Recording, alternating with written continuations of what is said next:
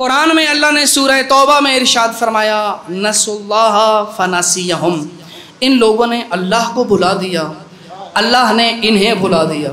उन लोगों ने अल्लाह को भुला दिया और अल्लाह ने उन्हें भुला दिया। अब आपसे पूछता हूँ, मस्जिद फातिमा तो ज़हरा वालों, क्या भूलने वाला अल्लाह हो सकता है? भाई हम अल्लाह को भूल सकते हैं, क्या भूलने वाला अल्लाह हो सकता है? नहीं हो सकता ना। तो इसका मतलब है हमें हादियाने बरक से पूछना होगा कि यहाँ अल्लाह जब लोगों को भुलाता है तो उसका मतलब क्या है। अब हम आइम्मा की रिवायात को देखते हैं तो मासूम ने समझाया, खबरदार याद रखना, नसुल्लाह, इन लोगों ने अल्लाह को भुला दिया, इसका मतलब ये है इन्होंने उसकी इताअत को छोड़ दिया। चले मैं आसान कर दूं, इन्होंने उसकी इताअत को छोड़ दिया। उसने अपना वली अली को बनाया था, उन्होंने अली को छोड़कर खुदा को भुला दिया।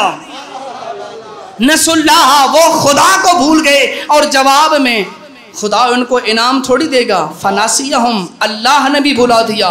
तो रिवायात कहती हैं यहाँ अल्लाह का लोगों को भुलाना इस माना में है कि अल्लाह ने उन भुलाने वालों को उनके हाल पे छोड़ दिया।